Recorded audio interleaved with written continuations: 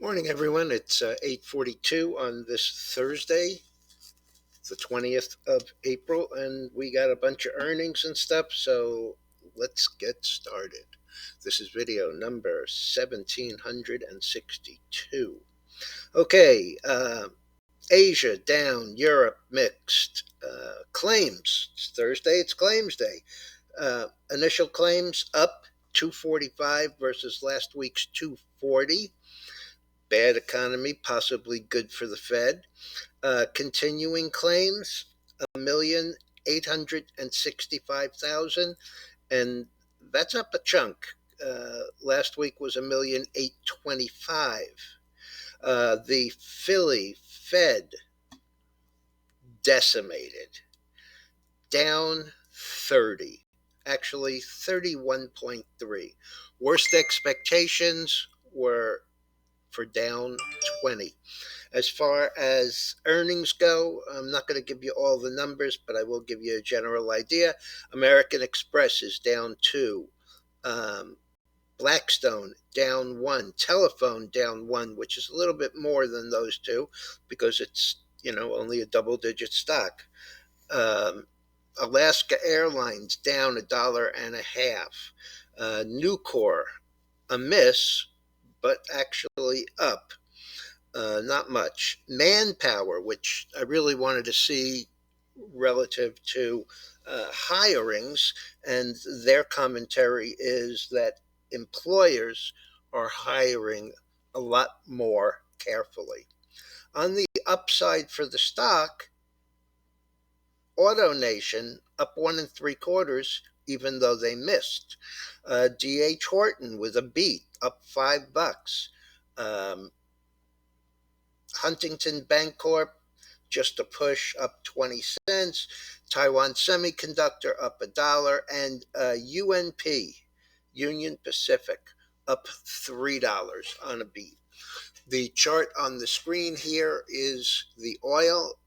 As I've been saying since here, which didn't do us any good, that we were going to go back and close this gap. We actually own the SCO, which is the oil down, the inverse oil. So we may get a little bit of a pop there. But again, we closed 3/4 down on the range yesterday. We're never even unchanged this morning. Back down now 1777. That's down about $1.50. In the grand scheme of things, I'm still bullish for this, but as I said, futures don't generally leave gaps.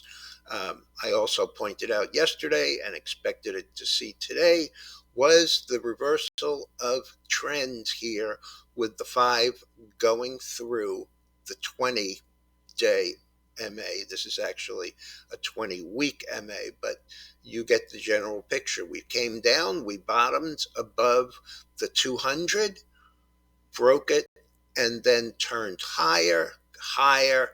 The OPEC Plus announcement.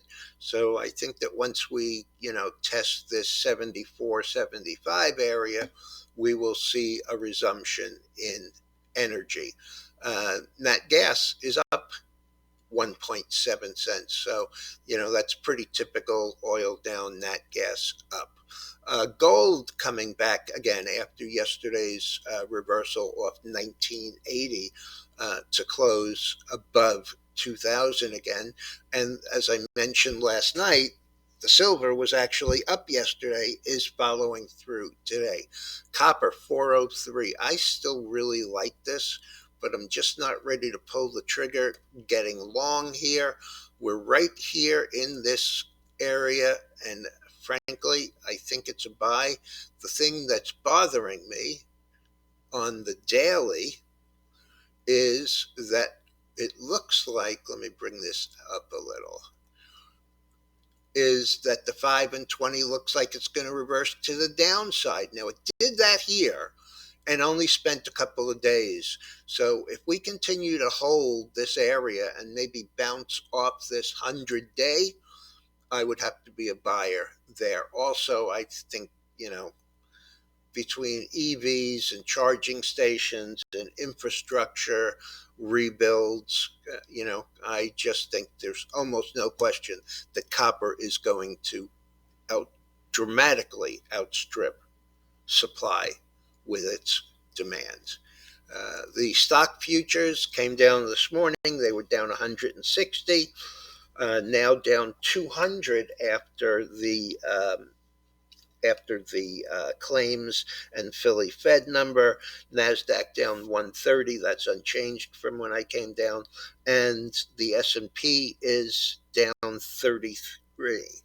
At 10 o'clock, we have existing home sales and March LEI, leading economic indicators. So we'll have to see what that looks like. Janet Yellen is supposed to speak today about, who knows and who cares. And let's see. We have the softs, cotton, and cotton is down dramatically. I mean, this is about a 3.5% move.